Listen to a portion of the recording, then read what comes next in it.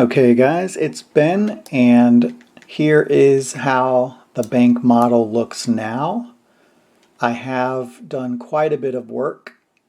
So for example, this is the original chair, and here is the new chair. But the main problem that I have with this is that unlike a real chair, I went in and basically, I don't know why, I made the legs part of the chair, which even if it was a wooden chair, which it's not, the legs would not be all one piece. I think I was trying to be fancy with my modeling just to see if I could do it in one piece, but it's not practical at all. So I'm going to go in and just take one of these, and I'm going to break off the legs, and I'm going to basically model it again. So everything is pretty much finished except for these pieces here, all of these pieces. Like I said, these are all done. This has been done. This has been done. So there's an ATM. Here's the ATM screen. Put a little lady over there using it. So yeah, I mean, there's actually been a lot of work in here. I've tried to keep the outliner mostly clean. So like here is a soft drink group. Here's a door group that includes the actual door. I still need to do door handles.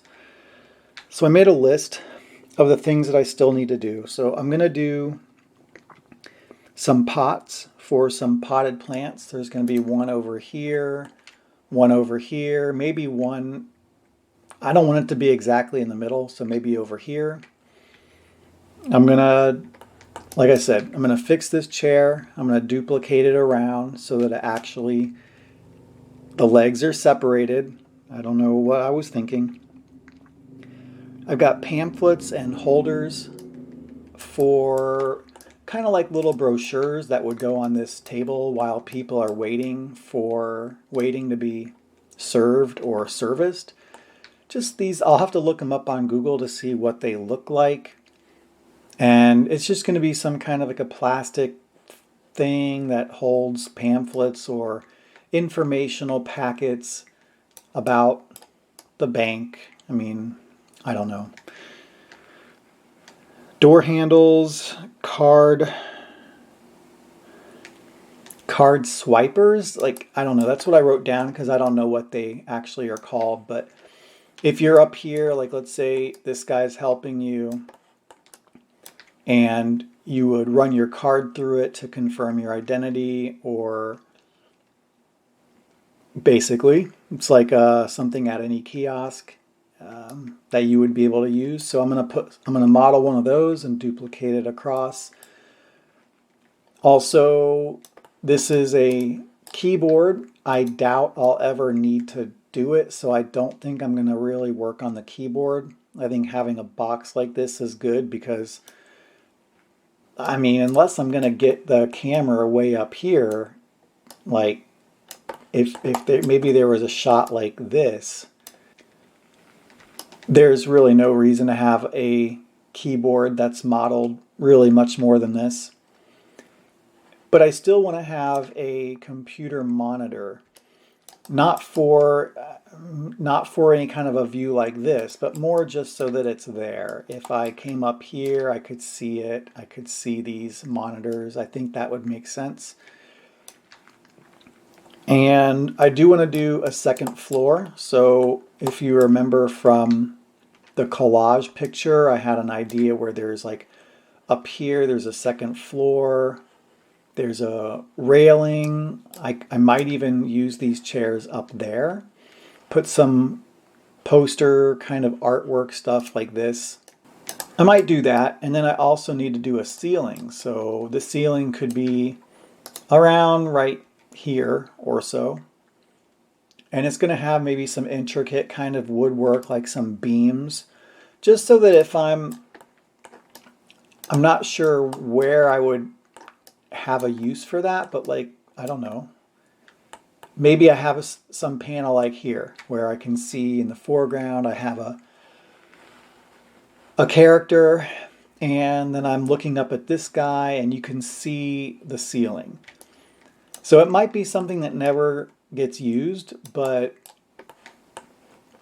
it's something that I still think would be nice to have just in case. And even if I'm doing a scene like this, I can put the second floor on a layer, and I can just toggle on and off the visibility. So if I needed to come up here for some kind of a high angle shot, it's not going to be in the way. Or I could make it visible, and it could kind of help frame the panel or frame the shot. So there are a lot of reasons why doing the second floor and the ceiling could be beneficial. So especially the second floor, it just would give a shot like this a lot more interest. If there was railings and chairs and a floor, it would be, I just think it would help fill in the gaps. It'd make it more cinematic.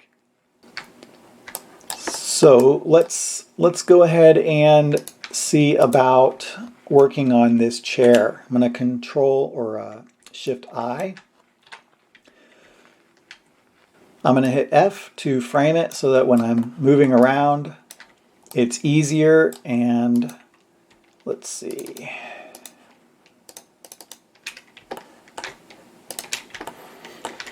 I'm going to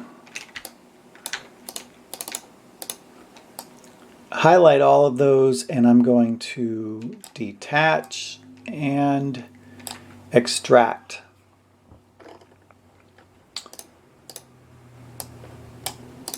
So you can see that these are all separated. So let's take this. First of all, F to frame so we can get a lot better. We're going to Shift, right click, fill hole, and then so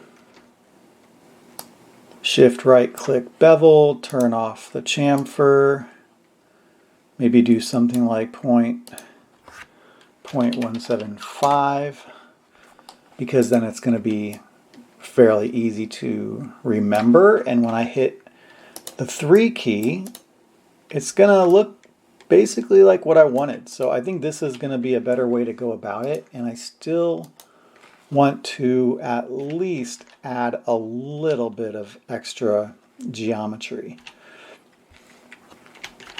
And that's basically what I'm going to do for these legs. Okay, so now I've got chair 2, I've got leg 1, I've got leg 2. I'm just going around in a clockwise leg 0, 3 and leg 0, 4. Okay, just right click, come down here, existing model, or existing, I'll do table gold, which isn't really the color I want, but at least this gets them separated.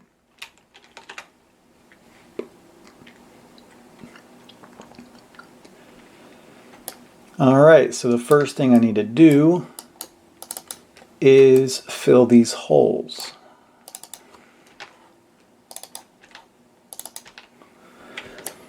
That's pretty good. And now, let's see.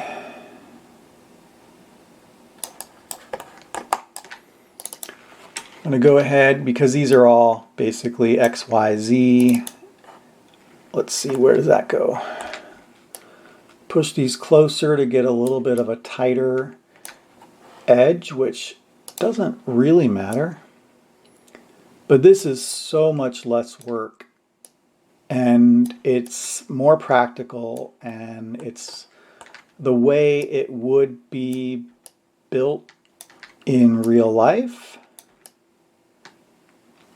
Again, I guess I was just trying to see if I had the ability to model it all as one, just for whatever reason, but definitely don't do that unless you just kind of want to practice modeling certain kinds of things, but there's no practical point, there's no practical use in doing that. So I'm going to move this a little bit closer as well. I'm going to move this a little bit closer as well. I still need to add one over here and here.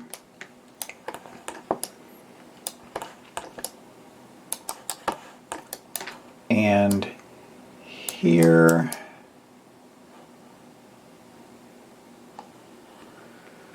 I think that's about it.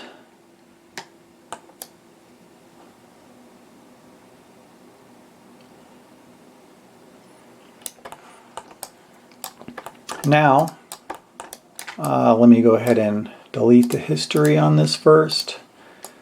Now we're going to take this tool and we're going to connect all of these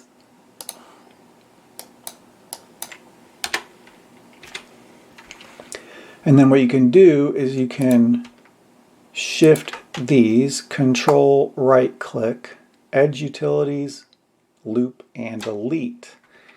And then it leaves you with this really nice thing right here. And that's what you want. So that one has already been removed from the other side.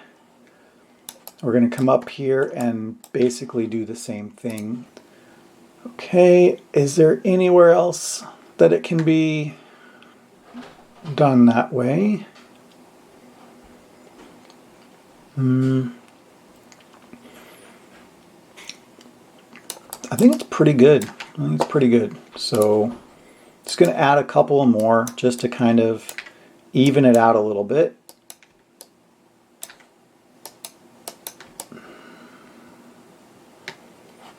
It's not too bad. So now if I do this, that looks pretty good. So yeah, I mean, like I can do cool framing with, like, you know, something like this where I have a window in the foreground and the action. So I can put my camera here and I don't need to imagine what's the perspective going to be. I don't need to really struggle with it. I can put my camera somewhere like this and it's going to be correct. So there's a lot of really cool stuff you can do when you have a 3D model. And you can't really say it's cheating because, well, I made this model myself. I did bring these guys in from the Mega Pack, but the model is all mine. Something like that. You know, imagine that there's some other kind of a little, some other little place down there. And as a matter of fact, what I'll probably end up doing is running, because this one runs up against the wall, this front door area. So this one will as well. I'll just pull some things down here to match it up. I'll extend the ceiling. I'll extend this wall. And I'll basically close it off. And then I'll have some cool, you know, some cool aerial shots that I can pick up from here. I don't know, you know, we'll see. I might break this off, this one here, so I can remove them and I can get the camera over to a place like this where I'd be able to get more of an angle like this. So like a bird's eye view, I think that would look really cool. I'm not sure. I'm just not sure. So I'll be doing the railings, intricate little things in here. I'll decide what to do on here. I'll replace the chairs with the good chair, match it up to here. And like I said before, I have potted plants, I have door handles, I have little card swipey things, I've got the ceiling, I've got the little pamphlets and holders, computer monitor, maybe a few more keyboards. I might put in a couple more tellers, just some stand-in mannequins in various poses. And, maybe I'll put even a little couch here. I don't know, maybe we'll see. But it's still going to be a lot of work. I just wanted to give an update on how it's looking so far. And I do think it looks pretty good. So there are some things that I would definitely do differently. But since this is a new tutorial, I'm glad you guys could take a look at how the progress is coming along, and maybe you learned something, or maybe you can teach me something. Feel free to leave a comment, and if you like this video, please give it a thumbs up. If you are getting value out of this, please subscribe. I'd love for you to follow the progress and the process of this comic book. And like I said, if you have any comments, please leave them. It's always helpful for me to know what you guys think so I can improve what it is I'm making. All right, guys, take care. See you next time.